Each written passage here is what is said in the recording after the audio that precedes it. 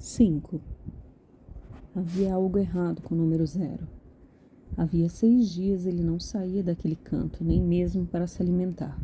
Só ficava pendurado ali, como algum tipo de inseto gigantesco. Gray podia vê-lo no infravermelho, uma bolha reluzente nas sombras. De vez em quando mudava de posição, deslocando-se um pouco para a esquerda ou para a direita. Mas era só isso. E Gray nunca o vira mover-se realmente. Bastava Gray afastar o rosto do monitor ou sair da sala para pegar uma xícara de café ou fumar um cigarro na sala de descanso e quando olhava novamente encontrava o 0 pendurado em outro lugar. Pendurado, grudado, que diabos? Levitando? Ninguém havia explicado porcaria nenhuma a Gray. Nenhuma palavra. Como, para começar, o que 0 realmente era. Havia características nele que Gray diria serem humanas. Por exemplo, ele tinha 2 braços e 2 pernas.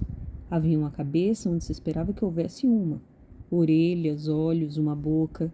Ele tinha até mesmo uma espécie de pênis pendurado entre as pernas, um negócio enrolado que parecia um cavalo marinho. Mas as semelhanças acabavam aí. O número 0 reluzia no infravermelho. Qualquer fonte de calor faria isso. Mas a imagem do número 0 saltava na tela como um fósforo aceso, quase brilhante demais para ser possível manter os olhos nela. Até o cocô dele reluzia. Seu corpo, sem pelos, liso e brilhante como vidro, parecia espiralado. Essa era a palavra que vinha à mente de Gray, como se a pele estivesse esticada sobre uma corda enrolada. E os olhos eram de um laranja semelhante ao dos cones de tráfego. Mas os dentes eram o pior. De vez em quando, Gray ouvia o tilintar no equipamento de áudio e sabia que era o som de um ou mais dentes de 0 caindo no cimento. Eles caíam aos montes, uma média de meia dúzia por dia. Iam para o incinerador como tudo mais. Uma das tarefas de Gray era varrê-los, e ele sentia arrepios quando os via compridos como palitos de dentes. Era um instrumento perfeito se você quisesse, digamos, rasgar um coelho e esvaziá-lo em 2 segundos. E também havia algo nele que era diferente dos outros.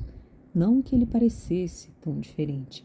Aquelas criaturas fluorescentes eram todas feias de doer. E nos 6 meses em que Gray estivera trabalhando no nível 4, ele acabara se acostumando à aparência delas. É claro que era possível notar pequenas diferenças quando se olhava com atenção. O número 6 era um pouco mais baixo que os outros. O 9 um pouco mais ativo. O 7 gostava de comer de cabeça para baixo e fazia uma sujeira danada. O 1 falava sem parar, aquele som estranho que eles faziam. Um grasnar úmido que saía do fundo da garganta que não lembrava nada que Gray jamais tivesse ouvido. Não era uma característica física que destacava 0, mas sim o modo como ele fazia a gente se sentir. Essa era a melhor forma que Gray encontrava para explicar. Os outros pareciam tão interessados nas pessoas atrás do vidro quanto um bando de chimpanzés no zoológico. Mas 0 não. Ele prestava atenção. Sempre que baixavam as barras, isolando 0 na parte de trás do cômodo, e Gray vestia seu traje protetor contra agentes biológicos e passava pela câmara pressurizada para fazer a limpeza ou levar os coelhos. Coelhos, pelo amor de Deus! Por que tinham de ser coelhos? Uma espécie de arrepio lhe subia pelo pescoço como se formigas andassem sobre sua pele. Fazia o trabalho depressa, sem querer erguer os olhos do chão. E quando saía dali e ia para a área de descontaminação, estava ofegante e coberto de suor. Mesmo agora, com uma parede de vidro de 5 centímetros entre ele e 0, pendurado de tal modo que tudo que Gray poderia ver eram suas costas largas e brilhantes e os pés compridos que pareciam garras. Gray sentia a mente de 0 à espreita no cômodo escuro, movendo-se como uma rede invisível. Ainda assim, Gray tinha de admitir que, de modo geral, aquele não era um trabalho ruim. Certamente já tivera piores. Na maior parte do tempo, tudo o que fazia era ficar ali sentado durante as 8 horas de seu turno, fazendo palavras cruzadas, verificando o monitor e anotando dados no relatório.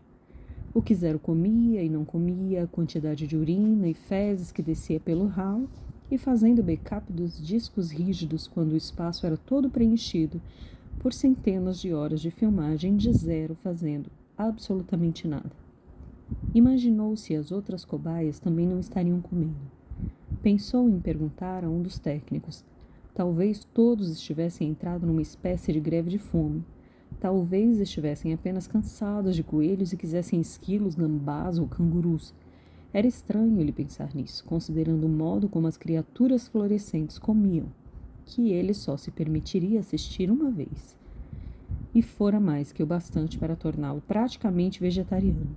Mas Gray havia notado que eles eram um tanto exigentes, como se tivessem regras com relação à alimentação, a começar por aquela história do 10º coelho. Quem saberia por quê? Quando recebiam 10 coelhos, só comiam 9, deixando o 10º intocado, como se o estivessem guardando para mais tarde. Gray já tivera um cachorro assim. Chamava-se Urso Pardo. Por nenhum motivo particular, o cachorro não se parecia com um urso, e não era pardo, mas caramelo e com manchas brancas no focinho e no peito. O urso pardo comia exatamente metade da tigela a cada manhã. Depois a terminava à noite. Em geral, Gray estava dormindo quando isso acontecia. Ele acordava às 2 ou às 3 da manhã com o barulho do cachorro mastigando a ração na cozinha. E de manhã encontrava a tigela vazia em seu lugar, perto do fogão. O urso pardo era um bom cachorro, o melhor que ele já tivera, mas isso fora há muitos anos. Tivera de se desfazer dele e agora o urso pardo já devia estar morto havia muito tempo. Todos os trabalhadores civis, o pessoal da limpeza e alguns técnicos ficavam no mesmo alojamento ao sul do complexo. Os quartos não eram ruins, tinha TV a cabo e água quente e não havia contas para pagar. Ninguém poderia ir a lugar nenhum por um bom tempo, o que fazia parte do trato. Mas Gray não se importava com isso. Tinha tudo de que precisava ali mesmo, e o salário que estava acumulando numa conta em seu nome no exterior. Era bom, semelhante ao que ganhava na plataforma de petróleo. E por causa de algum acordo especial para a contratação de civis, regido pela Lei Federal de Emergência para a Proteção da Pátria, nem desconto de impostos havia. 1 ou 2 anos daquilo, pensava Gray, desde que não gastasse demais com cigarros e lanches na cantina, teria dinheiro suficiente para ficar muitos quilômetros de distância de Zero e dos demais. Os outros funcionários da limpeza eram legais, mas ele preferia ficar na dele. No quarto, à noite, gostava de assistir ao National Geographic ou ao Travel Channel, escolhendo os lugares aonde iria quando tudo isso acabasse. Durante algum tempo, pensara no México. Devia haver espaço de sobra lá, já que metade da população do país parecia ter emigrado para viver de bicos nos Estados Unidos. Mas na semana anterior ele vira um programa sobre a Polinésia Francesa, a água de um azul cristalino como ele nunca havia visto antes e casinhas sobre palafitas que se projetavam acima dela. E agora estava seriamente pensando em mudar seus planos. Gray tinha 46 anos e fumava como uma chaminé. Por isso achava que só lhe restavam uns 10 anos para se divertir. Seu pai, que fumava como ele, havia passado os últimos 5 anos da sua vida numa cadeira de rodas, respirando o ar de um cilindro, até bater as botas um mês antes de completar 60 anos. Mesmo assim, seria bom se pudesse sair de vez em quando, nem que fosse só para passear um pouco. Sabia que estavam em algum lugar do Colorado por causa das placas de alguns carros e também porque às vezes alguém, provavelmente um dos oficiais ou cientistas que iam e vinham, quando quisessem, deixava largado um exemplar do Denver Post. Assim, independentemente do que Richards dissesse, na verdade o lugar onde estavam não era um grande segredo. Um dia, depois de uma nevasca forte, Gray e os outros caras da limpeza tinham subido até o teto do alojamento para tirar a neve. E ele pôde ver, além das árvores, o que parecia ser uma estação de esqui com um teleférico, subindo lentamente o morro e figuras minúsculas esquiando em costa abaixo. Não poderia ficar a mais de 8 quilômetros de onde ele estava. Era estranho, com o mundo em guerra e toda aquela confusão, ver algo assim. Gray nunca havia esquiado, mas sabia que também devia haver bares e restaurantes por perto, hidromassagens, saunas e pessoas envoltas pelo vapor, sentadas com suas taças de vinho na mão. Tinha visto isso no Travel Channel. Era março e ainda havia bastante neve no chão, o que significava que, assim que o sol baixava, a temperatura caía como uma pedra. Nessa noite, um vento maligno soprava também, e enquanto Gray caminhava com dificuldade de volta para o alojamento, As mãos enfiadas nos bolsos e o queixo metido na gola do agasalho, seu rosto parecia estar sendo estapeado uma centena de vezes. Tudo isso fez pensar um pouco mais em Bora Bora e naquelas casinhas sobre palafitas. Para que ficar pensando no número 0 que aparentemente perdera o gosto por coelhinhos da Páscoa frescos? O que 0 comia ou não comia não era de sua conta. Se lhe mandassem servir ovos com torradas a partir de agora, obedeceria com prazer. Imaginou quanto custaria uma casa daquelas. Com uma casa assim, você nem precisaria de encanamento de esgoto.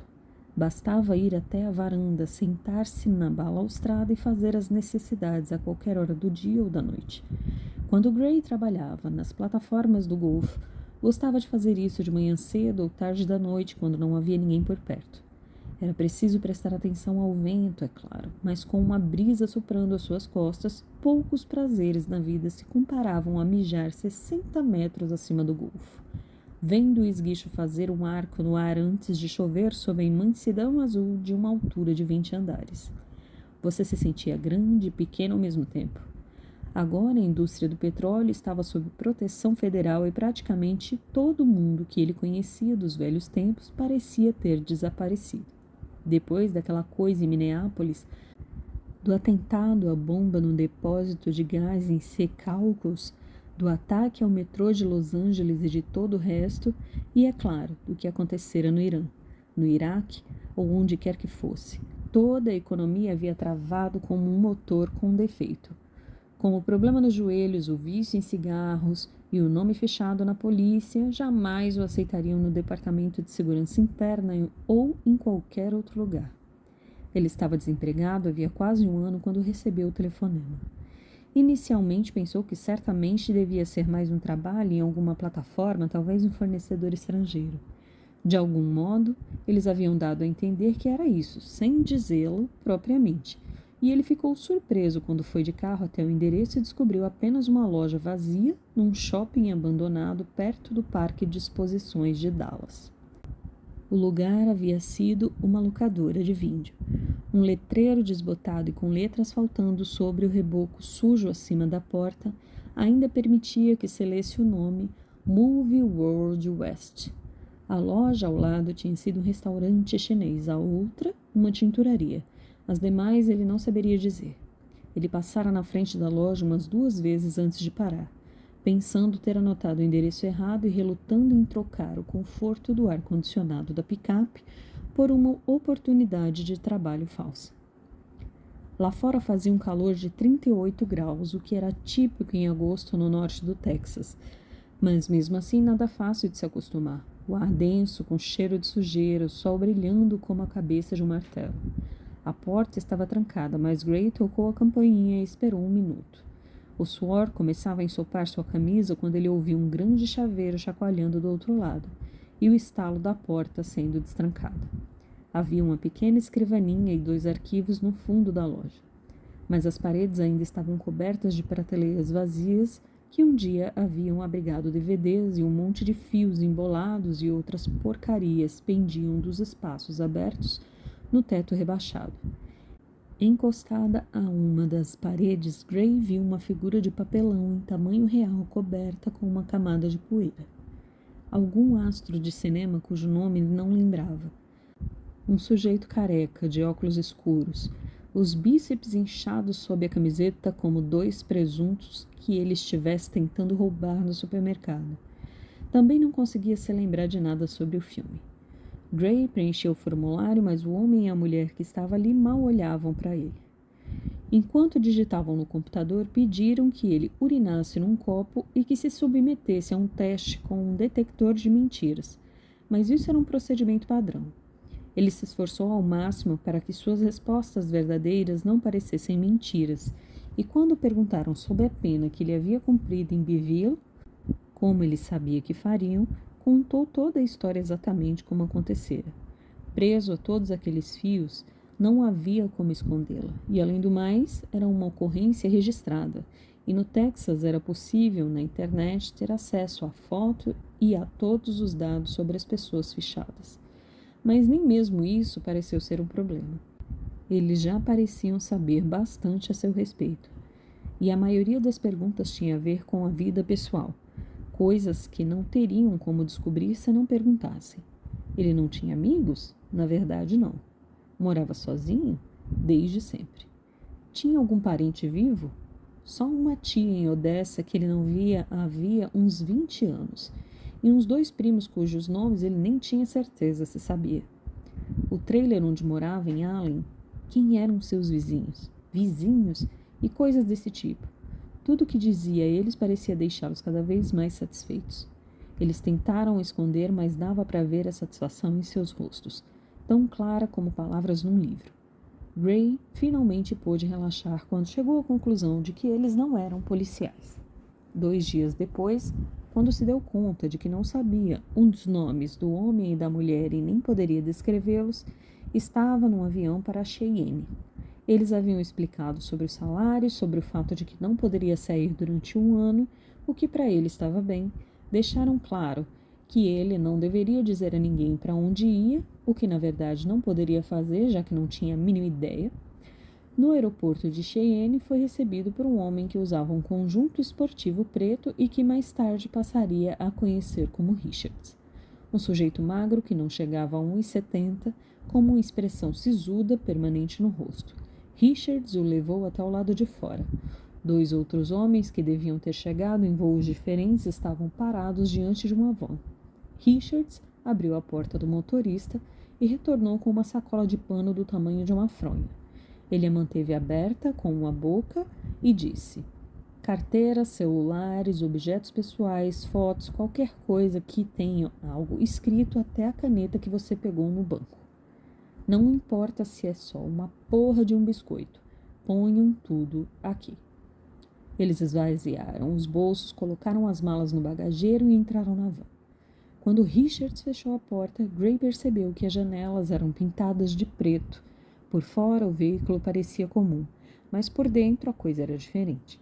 A parte onde ficava o motorista era isolada por um painel de vidro, e a dos passageiros não passava de uma caixa de metal com bancos de plástico, aparafusados ao chão.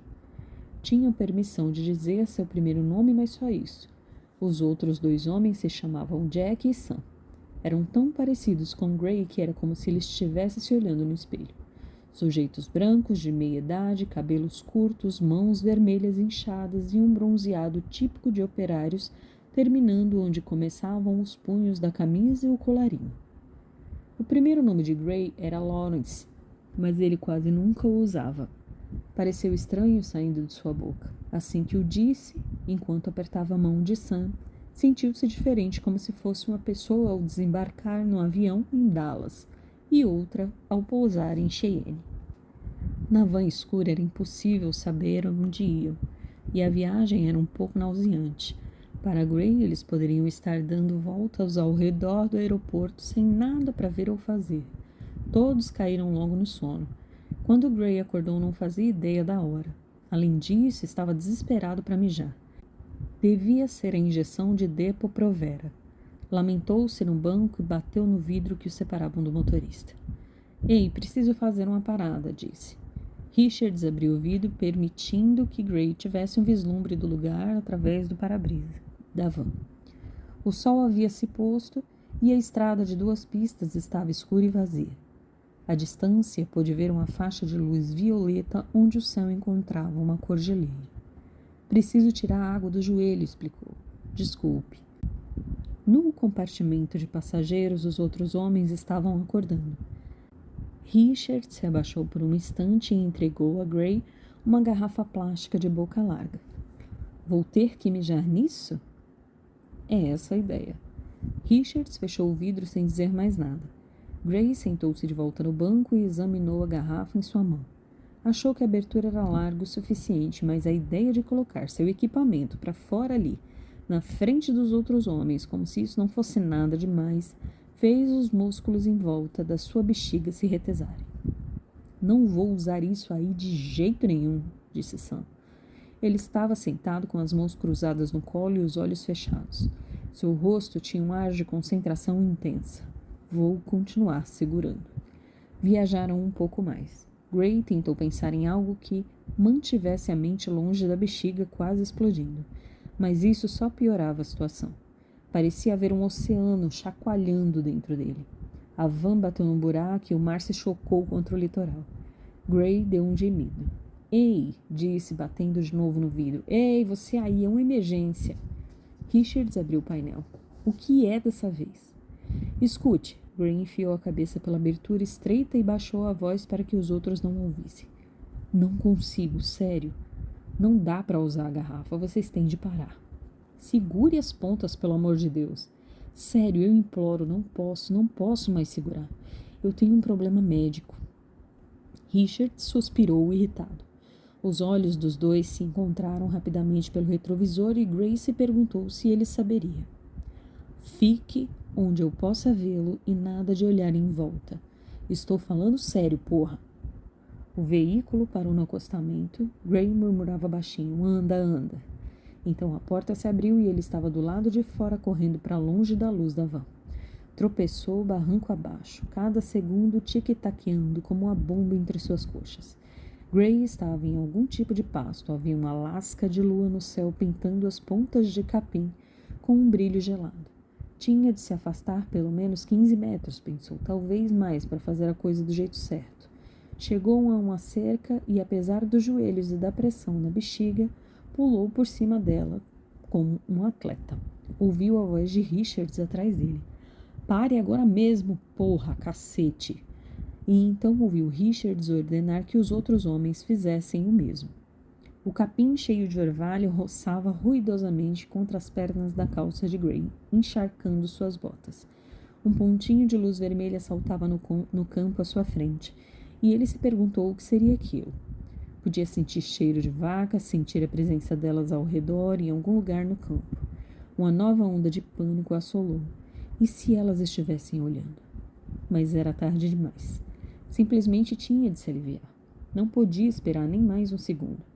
Parou onde estava, abriu o zíper e mijou com tanta força na escuridão que gemeu de alívio.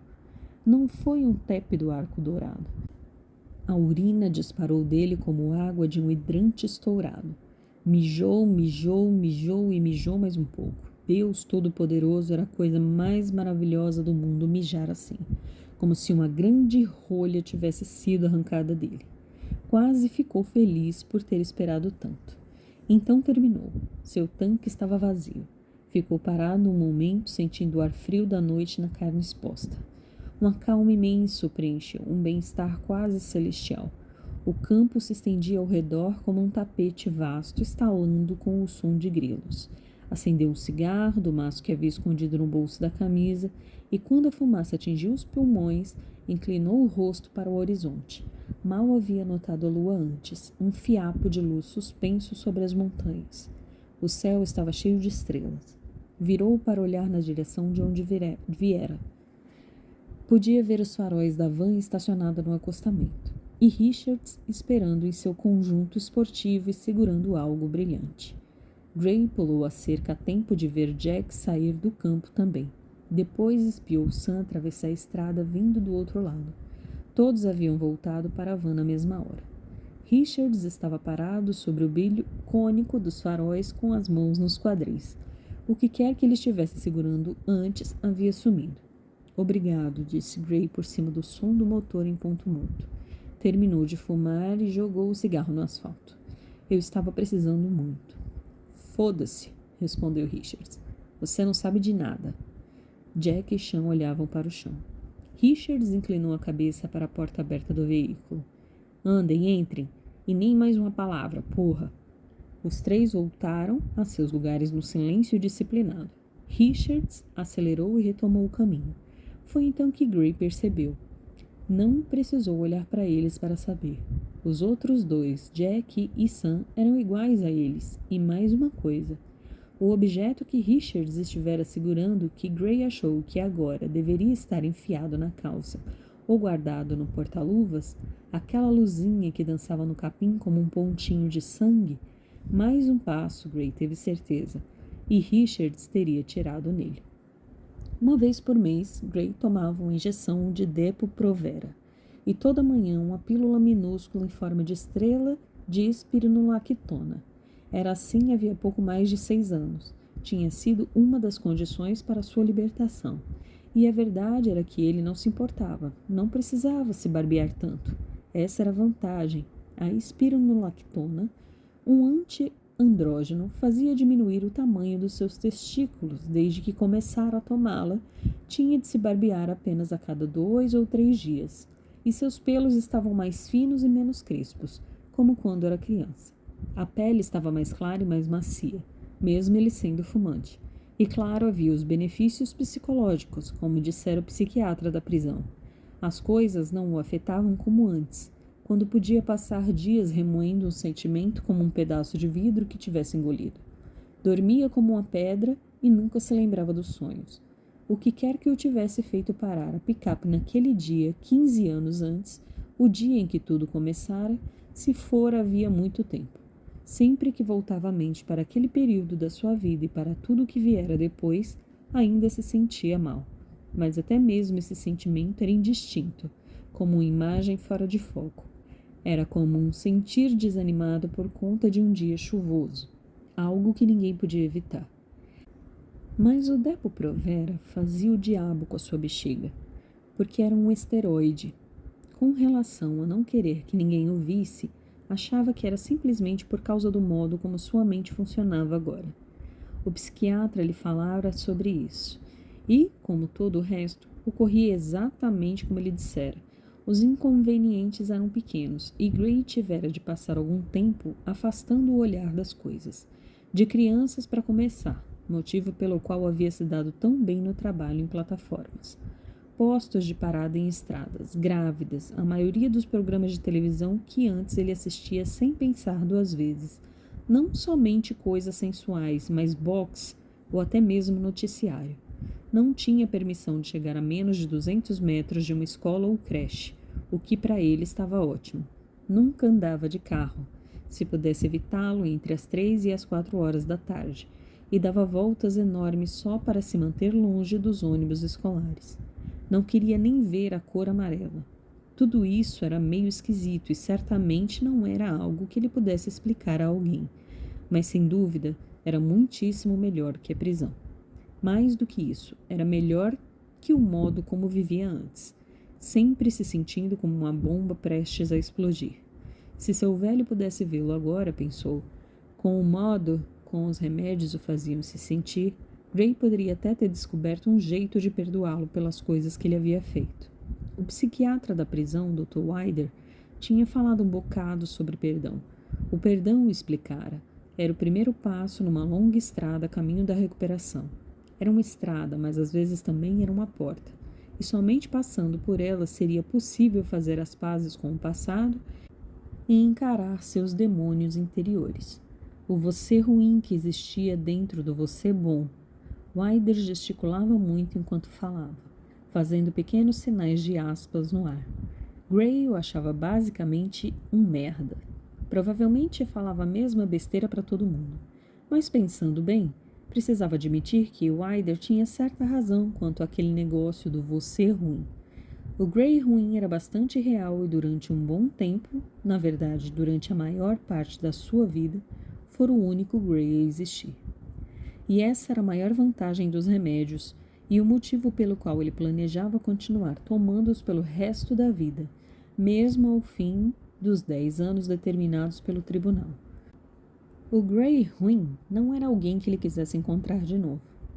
Gray andou com dificuldade pela neve até o alojamento e comeu um prato de tacos na cantina antes de voltar ao quarto.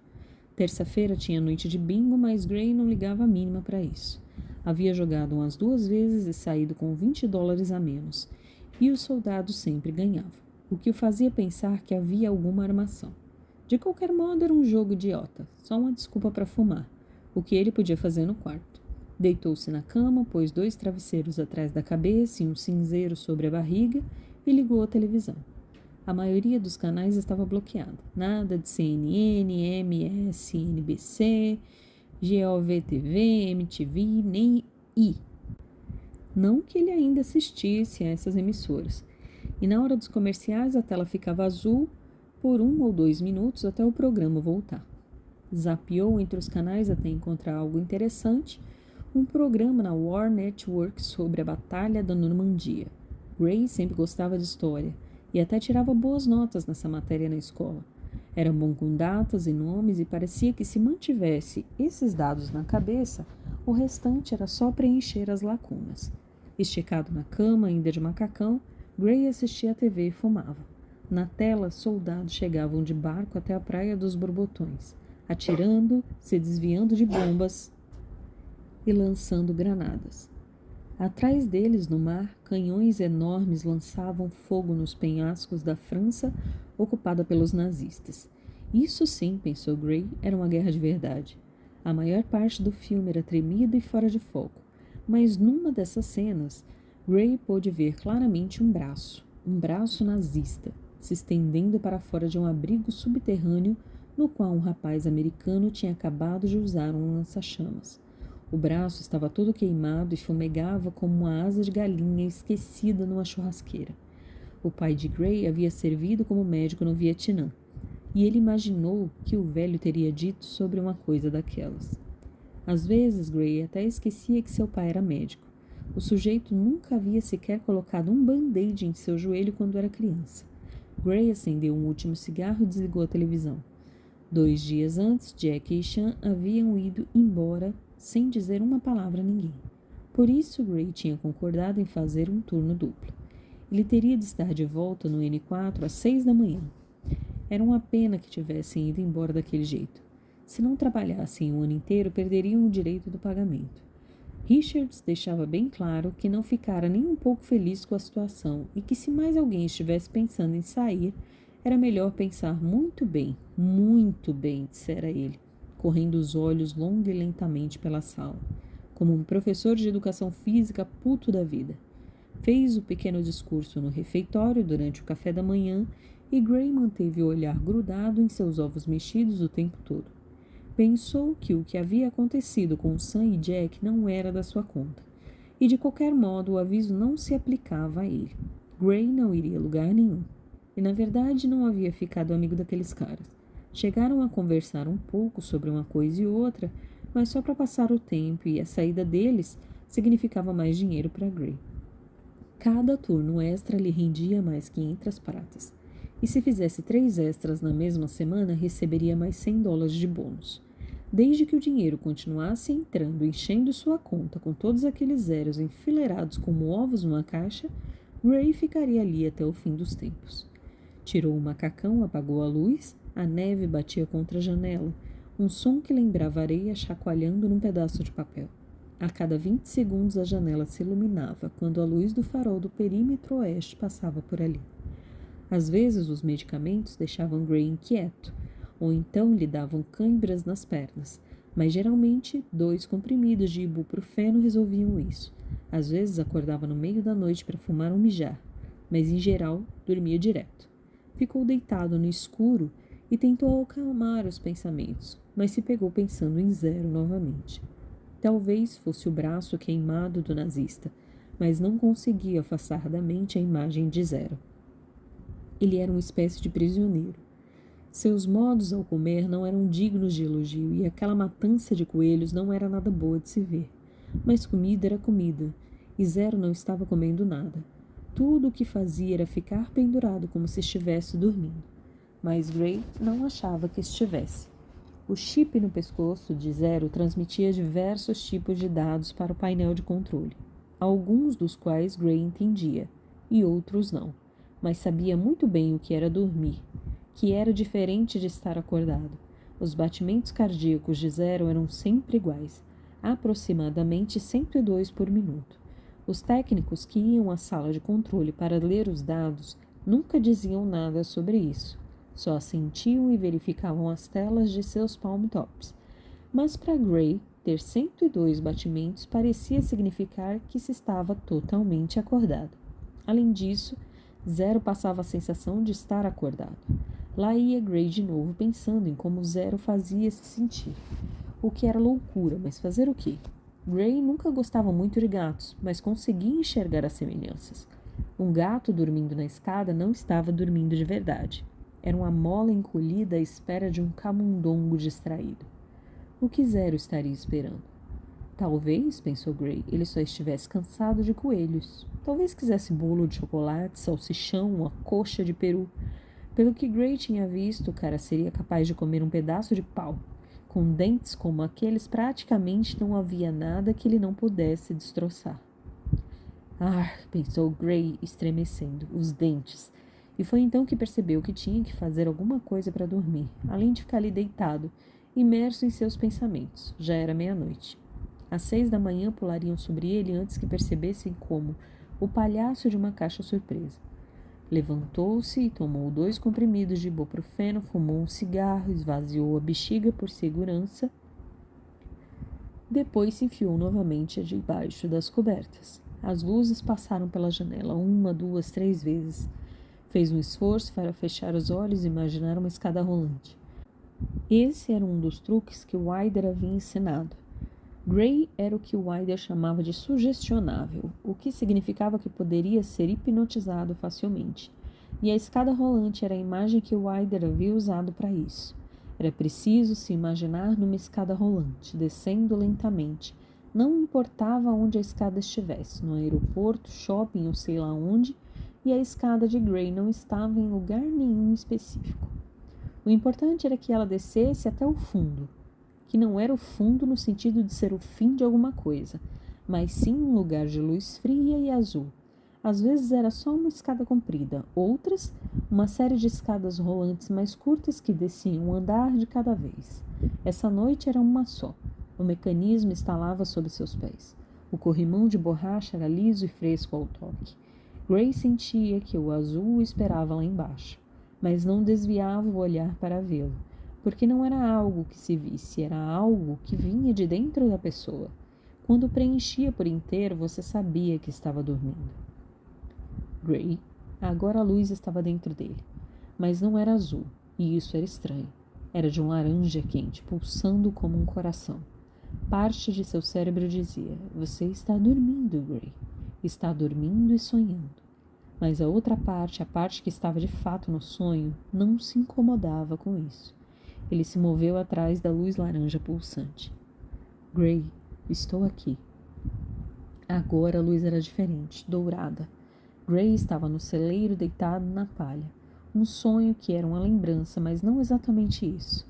Ele tinha palha pelo corpo todo de tanto rolar nela, grudada nos braços, no rosto, no cabelo, e o outro garoto estava ali, seu primo Roy, que não era seu primo de verdade, mas ele o chamava assim. Roy também estava coberto de palha e rindo. Eles haviam rolado, lutando por assim dizer, e então a sensação mudou quando se muda uma música. Ele podia sentir o cheiro da palha e do seu suor misturado ao de Roy, seus sentidos se combinando para formar o cheiro de uma tarde de verão na infância. Roy falava baixinho: tudo bem, tira a calça, eu vou tirar a minha também. Não tem ninguém vindo, apenas faça como eu mostro como é. É a melhor sensação do mundo. Gray se ajoelhou ao lado dele na palha. Gray, Gray. E Roy estava certo, era mesmo a melhor sensação, como subir uma corda na aula de ginástica, só que melhor, com um grande espirro crescendo por dentro, começando lá de baixo e seguindo por todas as vias, becos e canais dentro dele. Gray fechou os olhos e deixou a sensação crescer. Isso, Gray, escute, estou indo. Mas não era só Roy que estava com ele, não mais. Gray ouviu o rugido e então os passos na escada como se a música mudasse de novo. Viu Roy uma última vez com um canto do olho e ele estava todo queimado e soltando fumaça. Seu pai estava usando o cinto preto e grosso. Não precisava vê-lo para saber. Enterrou o rosto na palha enquanto o cinto descia nas suas costas nuas, batendo, rasgando outra vez e mais outra, e então outra coisa, indo mais fundo, rasgando por dentro. Você gosta disso, é disso que você gosta, eu vou lhe mostrar, agora fica quieto e aguente. Esse homem não era seu pai. Agora Grace lembrava. Não era só o cinto, não era só seu pai que o estava usando. O pai fora substituído por esse homem chamado Kurt, que agora vai ser seu pai. E por esse sentimento de ser dilacerado por dentro, o modo como seu pai de verdade havia se dilacerado no banco da frente de sua picape na manhã em que havia nevado. Gray não devia ter mais de 6 anos quando isso aconteceu. Acordou um dia antes que os outros se levantassem. A luz do seu quarto flutuava com uma leveza reluzente, e logo percebeu que o havia despertado. A neve caíra durante a noite. Jogou de lado o cobertor e puxou as cortinas piscando diante do brilho suave do mundo. Neve. Nunca nevava, não no Texas. Às vezes havia gelo, mas não era a mesma coisa. Não era como a neve que ele via nos livros e na TV. Aquele extraordinário lençol branco. A neve de se andar de trenó e esquiar, de fazer anjos, castelinhos e bonecos. Seu coração pulou diante de tamanho fascínio, das possibilidades e da novidade de tudo aquilo, daquele presente maravilhoso e impossível, que esperava do lado de fora da janela. Encostou a mão no vidro e sentiu o frio saltar para as pontas dos dedos. Uma pontada súbita, como um choque elétrico. Afastou-se rapidamente da janela, vestiu uma calça jeans e enfiou os pés num par de tênis, sem se incomodar sequer em amarrar os cadarços. Se havia neve, ele precisava estar lá. Esgueirou-se para fora do quarto e desceu a escada até a sala. Era sábado de manhã. Tinham dado uma festa na noite anterior. Pessoas haviam estado em sua casa. Ele escutara conversas e um monte de vozes altas do quarto, e o cheiro de cigarro ainda estava no ar como uma nuvem gordurosa. No andar de cima, seus pais dormiriam até tarde. Abriu a porta da frente e saiu para a varanda. O ar estava frio e parado e cheirava a roupa lavada. Inspirou fundo. Gray, olhe. Foi então que viu a picape do pai. Estava parada como sempre na estrada de veículos, mas algo estava diferente. Havia uma mancha vermelha escura como um espirro de tinta na janela do motorista. O tom ainda mais escuro e intenso por causa da neve. Pensou no que estava vendo. Imaginou que poderia ser uma espécie de piada, que seu pai poderia ter feito algo para provocá-lo, como uma brincadeira divertida e estranha, para quando acordasse de manhã antes de todo mundo. Desceu os degraus da varanda e atravessou o quintal. A neve enchia seu tênis, mas ele manteve os olhos fixos na caminhonete, que agora lhe dava uma sensação ruim, como se não fosse a neve que o tivesse tirado do sono, e sim outra coisa. A picape estava ligada e o escapamento deixara uma mancha cinza na neve. O para-brisa estava embaçado pelo calor e a umidade. Ele podia ver uma silhueta escura encostada no para-brisa onde estava a vermelhidão. Suas mãos eram pequenas e ele não tinha força, mas mesmo assim abriu a porta da caminhonete. E neste momento seu pai tombou, caindo na neve. Gray, olhe. Olhe para mim. O corpo havia caído de rosto para cima. Um dos olhos estava apontado para Gray, mas na verdade era para o nada. O que ele percebeu instintivamente. O outro olho havia sido arrancado. Gray sabia o que era estar morto. Tinha visto animais, gambás, guaxinins e às vezes gatos ou até cachorros, despedaçados à beira da estrada. E isso era a mesma coisa, estava tudo acabado. A arma ainda estava na mão do seu pai, o dedo curvado no pequeno buraco, da forma como havia mostrado a Gray um dia na varanda. Está vendo? Está vendo como é pesada? Nunca aponte uma arma para ninguém. E havia sangue por toda parte misturado a outras coisas, como pedaços de carne e pedacinhos brancos de alguma coisa esmagada por todo o rosto de seu pai, pela jaqueta e pelo banco da picape e pela parte interna da porta. E Gray sentiu o cheiro daquilo tão forte que parecia preencher sua boca como um comprimido se dissolvendo. Gray, estou aqui. Então a cena começou a mudar. Gray sentiu um movimento ao redor como se a terra estivesse se esticando. Havia algo diferente na neve. Tinha começado a se mexer e quando ele levantou o rosto para olhar, não era mais neve que ele via, e sim coelhos. Milhares e milhares de coelhos, todos os coelhos do mundo. Tão próximos uns aos outros que seria possível andar pelo quintal sem jamais tocar o chão. O quintal estava repleto de coelhos. Eles viravam os rostos macios para ele, os olhinhos pretos apontando em sua direção, porque o conheciam. Sabiam o que ele havia feito, não com o Roy, mas com os outros, com os meninos que voltavam da escola para casa carregando suas mochilas, os desgarrados, os que andavam sozinhos. E foi então que Gray soube que não era mais seu pai quem estava caído no sangue. Era Zero. E Zero estava em toda parte, estava dentro dele, rasgando e dilacerando, esvaziando-o como fazia com os coelhos. Ele abriu a boca para gritar, mas nenhum som saiu. Gray, Gray, Gray, Gray, Gray, Gray, Gray. Richards estava sentado na frente do monitor em seu escritório no nível 2, a mente concentrada no Furcell. A partida número 36.592. Ele tinha que admitir, estava acabando com ele. Tinha mudado as cartas de posição dezenas de vezes, chegando bem perto da solução, mas ainda não havia conseguido arrumar as colunas, nem encaixar todos os ases que precisava para liberar os 8 vermelhos. Havia passado quase o dia todo tentando solucionar isso, mas sempre é possível ganhar. Essa era a vantagem do Furcell. As cartas eram distribuídas e se você olhasse direito para elas, se fizesse os movimentos corretos um depois do outro, cedo ou tarde o jogo seria seu. Um clique vitorioso do mouse e todas as cartas voavam tela acima. Richards nunca se cansava daquilo, o que era bom porque ainda tinha 91.048 partidas pela frente contando com aquela.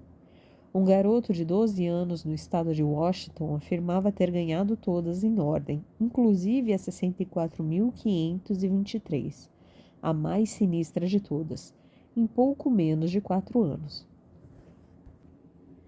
Isso significava 88 jogos por dia, todo dia, inclusive no Natal, no Ano Novo e em todos os outros feriados.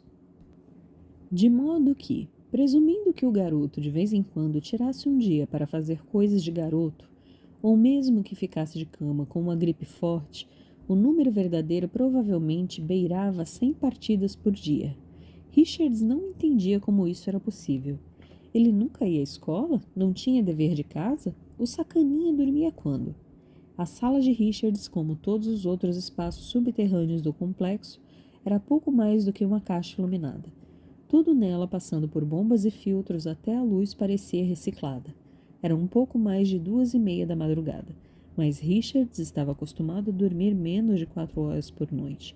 Vinha sendo assim havia muitos anos. E por isso não se incomodava no alto da parede à sua frente. 3 dúzias de monitores mostravam como contadores de tempo cada canto do complexo.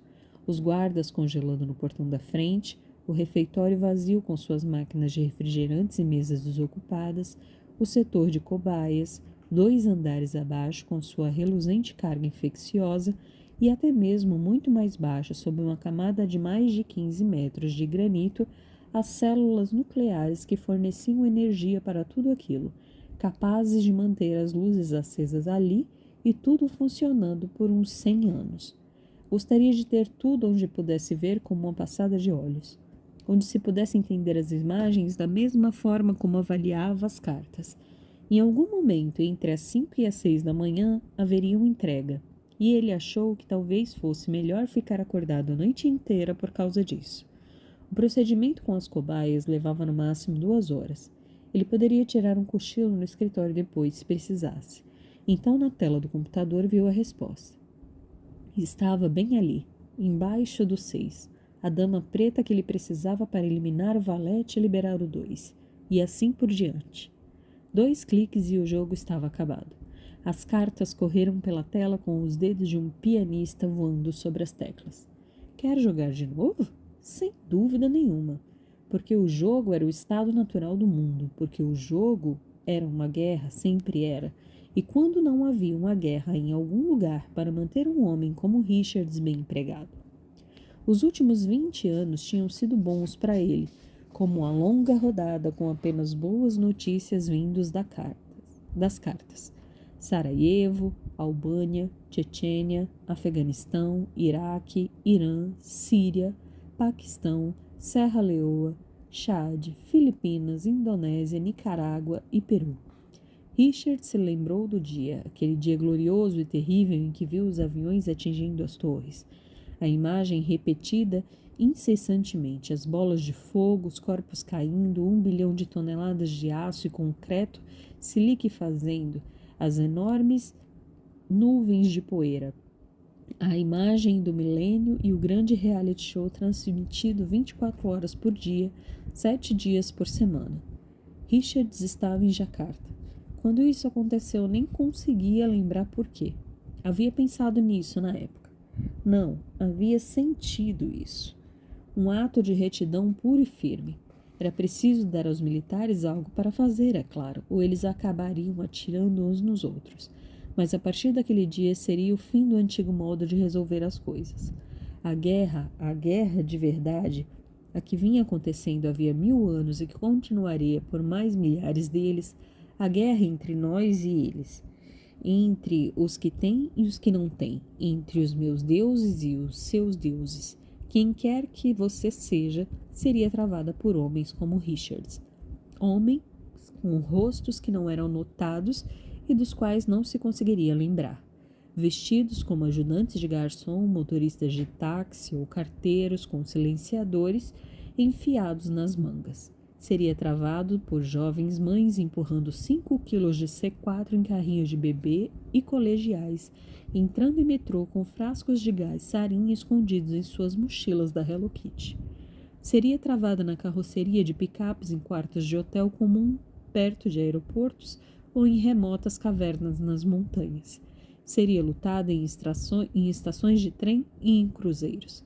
Em shoppings, cinemas, mesquitas, no campo e na cidade, no escuro ou em plena luz do dia.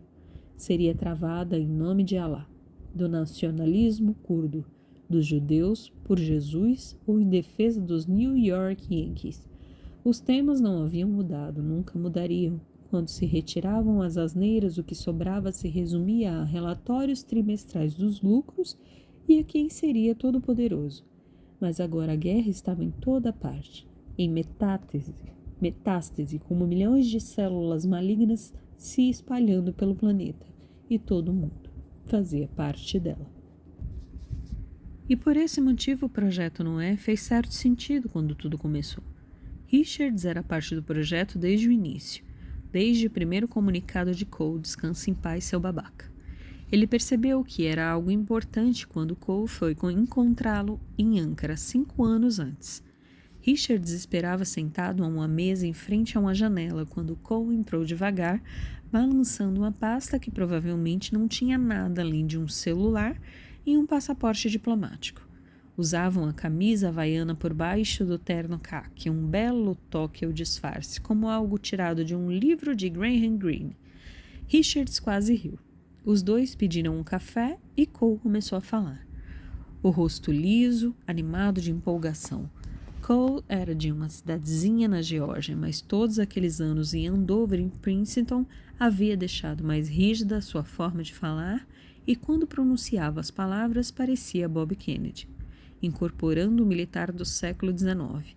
Além disso, tinha dentes bonitos, dentes de um aluno típico de universidades de prestígio, retos como a cerca e tão brancos que poderiam iluminar uma sala. Bem, começou Cole, pense na bomba atômica e em como o simples fato de tê-la mudou tudo, até que os russos explodissem a deles em 1949. O mundo era nosso para fazermos o que quiséssemos. Por 4 anos foi a Pax Americana e aí bye-bye. Agora, claro, todo mundo tinha uma arma nuclear escondida no porão e pelo menos uma centena de ogivas da era soviética circulava no mercado negro. E isso era só parte do que se tinha notícia. E é claro, o Paquistão e a Índia tinham que ser os primeiros. Muito obrigado, pessoal. Vocês acabaram de transformar a incineração gratuita de milhares de pessoas em assunto corriqueiro, até nas subsecretarias assistentes da guerra contra o terror. Mas isso, disse Cole, tomando um gole de café, ninguém poderia imitar. Era um novo projeto Manhattan. Era melhor e maior do que isso. Cole não podia entrar em detalhes, pelo menos por enquanto, mas só para contextualizar a questão, pense em como seria transformar o próprio ser humano em arma. Imagine o estilo americano de vida como algo realmente duradouro, algo permanente. E era por isso que Cole estava ali. Ele precisava de alguém como Richards. Explicou. Alguém de fora, mas não só isso. Alguém que fosse experiente e tivesse habilidades práticas, habilidades pessoais, por assim dizer. Talvez não de imediato, mas nos meses seguintes, à medida que as peças fossem se juntando para formar o todo, segurança era fundamental. O item mais importante na lista de Cole. Por isso ele estava ali vestindo aquela camiseta de luau ridícula, para convencê-lo, para conseguir uma peça fundamental do quebra-cabeça. Teria sido muito bom se as coisas tivessem saído de acordo com os planos, mas não saíram nem de longe. A começar pelo fato de que Cole estava morto. Na verdade, muitas pessoas estavam mortas, e alguma delas, bem, era difícil dizer o que elas estavam. Apenas 3 haviam saído vivas da selva, sem contar Fanning, que já estava a caminho de se tornar bem. O que? Aquilo era mais que o acordo que com Cole previa, sem dúvida. Podia ser que houvesse mais sobreviventes, porém a ordem do Departamento de Armas Especiais tinha sido clara. Qualquer um que não conseguisse chegar ao ponto de encontro viraria churrasco. O míssil que passara zunindo por sobre as montanhas garantiria isso. Richard se perguntou o que Cole teria dito se soubesse que seria um deles. E foi então, quando Fanning foi trancado em segurança, Lear se mudou para o complexo no Colorado e tudo o que havia acontecido na América do Sul foi apagado do sistema, que Richards que entendeu do que se tratava. EMV, ou envelhecimento muito vagaroso, precisava dar os parabéns a quem quer que tivesse bolado aquela sigla idiota. Um vírus, ou melhor, uma família de vírus, escondida em algum lugar, em pássaros, macacos ou em um banheiro sujo. Um vírus que, com o procedimento adequado, poderia restaurar completamente a função do timo. Richard lera os artigos de Lear que haviam atraído a atenção de Cole. O primeiro na revista Science e o segundo no Diário de Paleovirologia.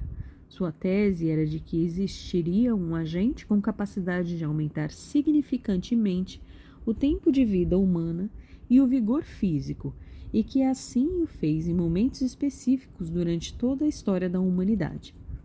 Não era necessário ser PhD em microbiologia para saber que se tratava de algo perigoso. Tinha a ver com vampiros, embora ninguém no Departamento de Armas Especiais jamais usasse a palavra. Se aquilo não tivesse sido escrito por um cientista da importância de Lear, um especialista em microbiologia de Harvard, teria parecido notícia de algum tabloide sensacionalista. Mesmo assim, havia algo naquilo tudo que chamava atenção. Quando criança, Richards tinha lido diversas histórias desse tipo, não somente em quadrinhos, contos da cripta, Dark Shadows e outros, mas também o Drácula, original de Bram Stoker, e tinha assistido aos filmes. Era um monte de idiotice e cenas de sexo de segunda categoria. Ele percebera, mesmo naquela época, no entanto, não haveria algo que causava certa identificação? Os dentes, a sede de sangue, a união imortal com as trevas. E se essas coisas não fossem mera fantasia e sim uma lembrança ou até mesmo um instinto? Algo gravado em nosso DNA havia milênios. Algum poder sombrio que existia dentro do homem. Um poder que poderia ser reativado, aprimorado, controlado. Era isso que Lear acreditara. E Cole também. E essa crença os havia levado à selva boliviana, à procura de um grupo de turistas mortos. Ou, como descobriram depois, um grupo de turistas mortos-vivos. Richards não gostava dessa expressão, mas não conseguia encontrar outra mais adequada, já que ela, no fim das contas, dava uma descrição bastante precisa daquela condição. Que havia matado, na verdade estraçalhado, o restante da equipe de pesquisa. Todos menos Lear Fanning, um dos soldados e um jovem estudante de pós-graduação chamado Fortes. Se não fosse por Fanning, a coisa toda teria sido uma perda total. Lear era preciso dar crédito ao sujeito, provavelmente ele ainda achava que estava tentando salvar o mundo, mas havia vendido esse sonho no minuto em que se juntara a Cole e ao Departamento de Armas Especiais. Para dizer a verdade, era difícil saber no que Lear andava pensando, ultimamente. O sujeito nunca saía do nível 4, dormia lá embaixo no laboratório, numa cama dobrável, suada. e vivia à base de comida congelada. Provavelmente não via a luz do sol havia 1 ano. No início, Richards pesquisara mais a fundo e descobrira detalhes interessantes. A primeira evidência tinha sido o obituário da mulher de Lear no Boston Globe, datado de apenas 6 meses antes de Cole tê-lo procurado em Ankara, 1 ano antes do fiasco na Bolívia. Elizabeth Macomb Lear, 41 anos, bacharelado no Smith College, mestrado em Berkeley e doutorado na Universidade de Chicago, professora de inglês no Boston College, editora associada do Renaissance Quarterly e autora de Monstros de Shakespeare, Transformação Animal e o Primeiro Momento Moderno, publicado pela Cambridge University Press em 2009. Uma longa batalha contra o linfoma, etc. Também havia uma foto.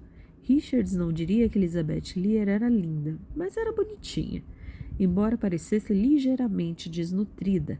Uma mulher séria com ideias sérias. Pelo menos não havia filhos envolvidos. Provavelmente a quimioterapia e a radiação tinham descartado essa possibilidade, de modo que ele se perguntara se, no fundo, o Projeto Noé não se tratava apenas de um homem enlutado, que se trancava num porão tentando desfazer a morte da mulher. Agora, depois de 5 anos e centenas de milhões de dólares ralo abaixo, os únicos resultados que haviam obtido com tudo isso eram cerca de 300 macacos, muitos porcos e cachorros e meia dúzia de mendigos mortos, além de 11 condenados à morte que reluziam no escuro e faziam qualquer um se borrar de medo. Assim como os macacos, as primeiras cobaias humanas tinham morrido em poucas horas, queimados de febre, sangrando como hidrantes arrebentados. Mas então, o primeiro prisioneiro, Babcock, sobreviveu. Giles Babcock, o pior psicopata que já andou sobre a face da terra. Todos no nível 4 o chamavam de tagarela, porque o sujeito não conseguia calar a boca nem por um segundo, nem antes nem depois, seguido por Morrison, Chaves, Baffes e outros. A cada etapa, o vírus se tornando mais fraco, de modo que os corpos dos prisioneiros pudessem combatê-los. 11 vampiros, por que não usar essa palavra? Que, na opinião de Richards, não tinha muita utilidade para ninguém. Sykes confessara que não tinha certeza se seria possível matá-los, a menos que lhes metessem uma granada goela abaixo. O vírus havia transformado a pele de um deles numa espécie de exoesqueleto à base de proteínas, tão duro que fazia o Kevlar parecer massa de panqueca. Apenas um pouco acima do externo, uma área de cerca de 8 centímetros quadrados, esse material era suficientemente fino para ser penetrado, mas até isso era apenas teoria. E aquelas coisas estavam empestadas de vírus. 6 meses antes, um técnico fora exposto. Ninguém conseguiu descobrir como isso aconteceu. Num minuto ele estava bem, no outro estava caído na câmara de descontaminação, vomitando e se contorcendo.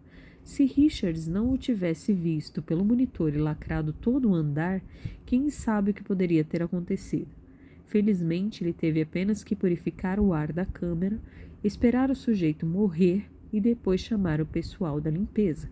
Achava que o nome do técnico era Samuel ou Samuelson. Não importava. Os faxineiros não foram contaminados. E depois de uma quarentena de 72 horas, Richards havia liberado o andar. Sabia que não hesitaria nem um segundo se chegasse a hora de acabar com tudo. O protocolo Elizabeth, se aquilo era para ser uma piada, quem quer que tivesse escolhido o nome não era muito bom nisso. E Richards tinha certeza de que seria essa pessoa. Aquilo era a cara de Cole, do falecido Cole, aliás, já que Cole não existia mais. Por trás daquela imagem de bajulador e sócio de country club, havia um homem verdadeiramente maquiavélico. Elizabeth, pelo amor de Deus, só mesmo Cole para usar o nome da mulher morta do cara.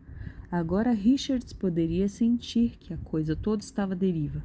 Parte do problema era simples: tédio daquilo tudo.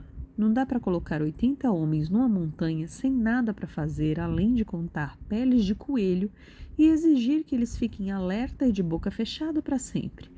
E havia os pesadelos. Richards também os tinha, ou pensava que tinha.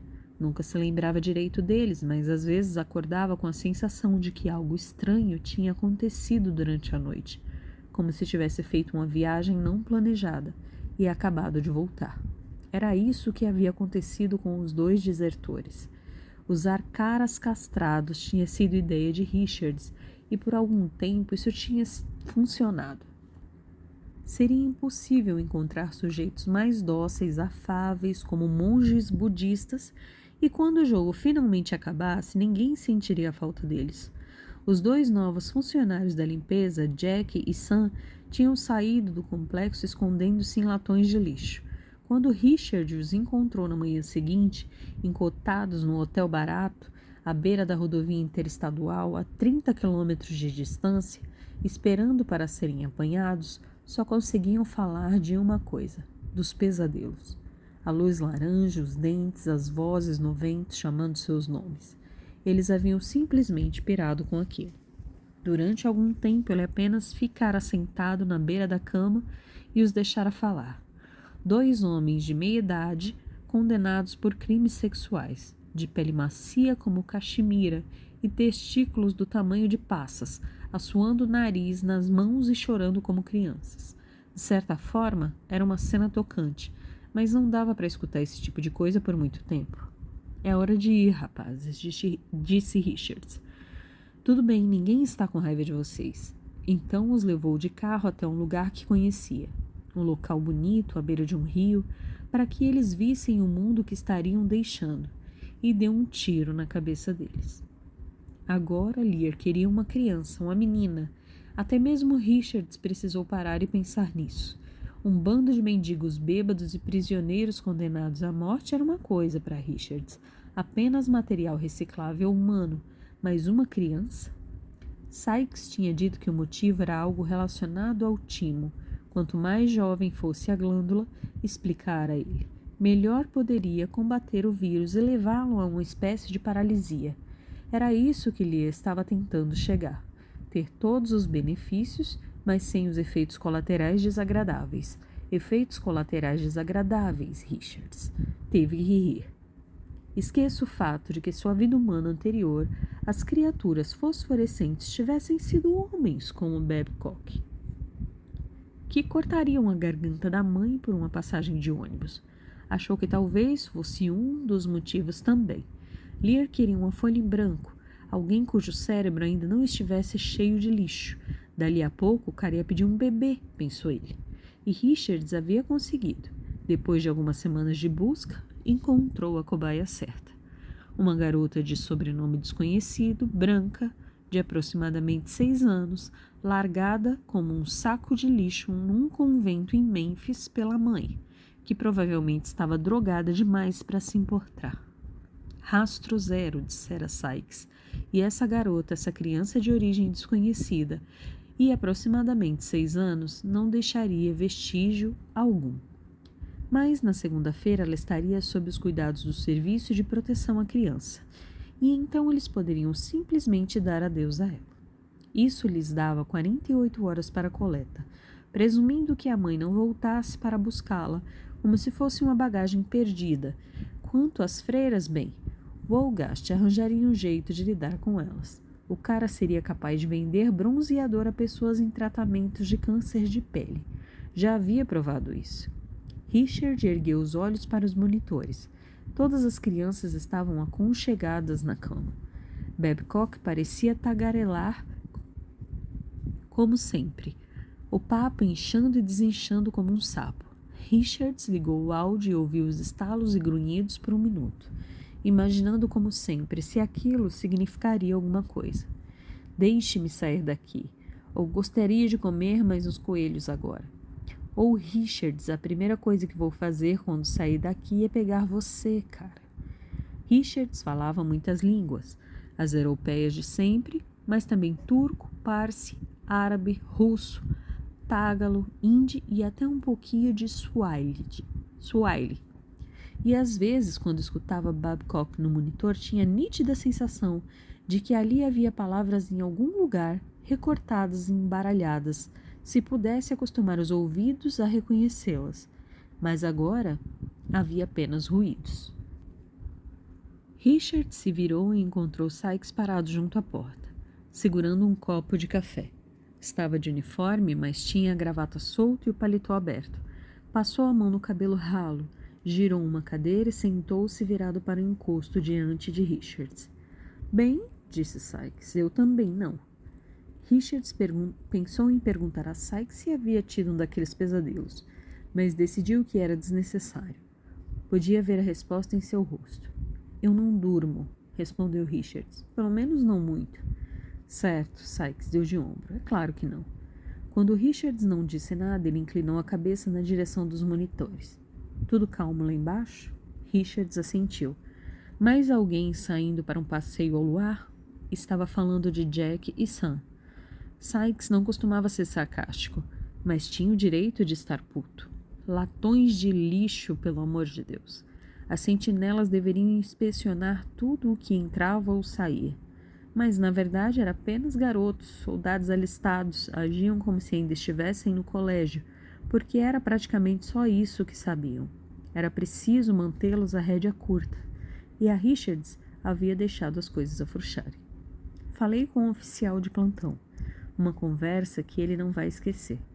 Por acaso você pode me dizer o que aconteceu com os caras? Richards não tinha nada a dizer. Sabia que Sykes precisava dele, mas não era obrigado a gostar do cara. Sykes se levantou e foi até os monitores. Ajustou a imagem e deu o zoom na que mostrava 0. Sabe, eles eram amigos, disse ele. Lear Fanning. Richards assentiu. Foi o que eu ouvi dizer. É. Sykes inspirou devagar, o olhar ainda fixo em 0. Belo modo de tratar os amigos. Sykes se virou para Richards, que continuava sentado junto ao terminal. Sykes parecia não se barbear havia uns 2 dias e seus olhos apertados por causa da luz fluorescente estavam embaçados. Por um momento ele pareceu ter esquecido onde estava. E nós? Perguntou ele a Richards. Somos amigos? Ora, essa era nova para Richards. Os pesadelos de Sykes deviam ser piores do que ele pensava. Amigos, quem se importava? Claro, respondeu Richards com um sorriso. Somos amigos. Sykes o encarou por mais um instante. Pensando bem, disse. Talvez essa não seja uma ideia tão boa, mas obrigada de qualquer modo. Richard sabia o que estava incomodando Sykes, a menina. Ele sabia que Sykes tinha 2 filhos, 2 homens feitos formados em West Point com o pai. Um deles trabalhando no Pentágono com algo relacionado ao serviço de informações e o outro lotado em uma unidade de tanques no deserto da Arábia Saudita. E achou que talvez tivesse netos. Provavelmente já tinha falado alguma coisa sobre isso, mas não era o tipo de assunto que eles costumavam discutir de qualquer modo. Sabia que Sykes não aceitava bem esse negócio da menina. Richards, por outro lado, não ligava a mínima para o que lhe quisesse, fosse o que fosse. Você realmente deveria tentar dormir um pouco, disse Richards. Teremos uma entrega em... Ele olhou o relógio. 3 horas. Acho melhor ficar acordado. Sykes foi até a porta, virou-se, dirigiu novamente o olhar cansado para Richards. Só entre nós, se é que você não se incomoda com a pergunta, como conseguiu trazê-lo para cá tão depressa? Não foi muito difícil, Richard deu de ombros. Coloquei-o num transporte de tropas perto de Waco. Era só um grupo de reservistas, mas valeu como via de expressa. Pousaram em Denver pouco depois da meia-noite. Sykes franziu a testa. Via expresso ou não, foi bem rápido. Alguma ideia do motivo da pressa? Richards não saberia dizer com certeza. A ordem viera do condado do Departamento de Armas Especiais. Mas se tivesse de adivinhar, apostaria que tinha sido algo a ver com o catre suado, as refeições congeladas e um ano sem sol nem ar puro com os pesadelos, o hotel barato e todo o resto. Diabos, se você olhasse bem para a situação, algo que ele parara de se incomodar em fazer havia muito tempo, aquilo tudo provavelmente remontava a uma mulher de beleza mediana, Elizabeth. Macomb Lear sua longa batalha contra o câncer, etc, etc. Me deviam um favor em Langley e tiraram tudo do sistema, de cabo a rabo, para ser mais claro. Carter não existe mais. Não conseguiria sequer comprar um chiclete. Ninguém deixa de existir. Sykes franziu a testa. Sempre aparece alguém procurando o sujeito. Talvez, mas esse cara chega perto. Sykes parou por mais um instante junto à porta, sem dizer nada, os dois sabendo o que o silêncio significava.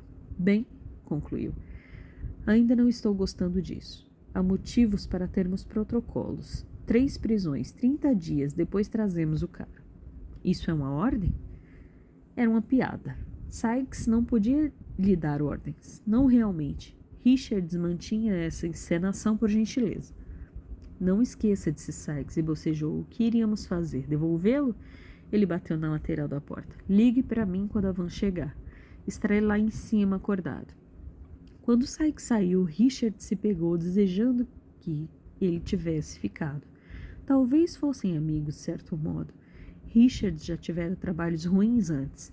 Sabia que existia um momento em que a coisa mudava, como a caixa de leite que é esquecida fora da geladeira e azeda. Você se pegava conversando como se nada tivesse importância, como se a coisa toda já tivesse acabado. Então começava a gostar das pessoas, o que era um problema. Depois disso, as coisas desmoronavam rápido. Carter não era ninguém especial, apenas mais um condenado sem nada a oferecer além da própria vida. Mas a garota? O que Lear poderia querer com uma menina de 6 anos? Richard se virou para os monitores e colocou o fone de ouvido. Babcock estava de novo no canto, matraqueando sem parar. Era estranho. Algo em Babcock que sempre o incomodara. Era como se Richards pertencesse a ele, como se Babcock fosse dono de uma parte dele. Não conseguia afastar aquela sensação. Richards era capaz de ficar sentado, ouvindo o cara durante horas. Às vezes caía no sono diante dos monitores ainda usando os fones de ouvido. Olhou o relógio de novo, sabendo que não deveria, mas incapaz de se conter. Já passava das 3 da madrugada. Não estava a fim de jogar mais uma partida. Que se danasse o garoto idiota de Seattle. E viu as horas de espera até a chegada da van se abrirem subitamente diante dele como uma enorme boca que poderia engoli-lo inteiro. Não havia como resistir. Ajustou o volume e se acomodou para escutar, imaginando o que aqueles sons estariam tentando lhe dizer.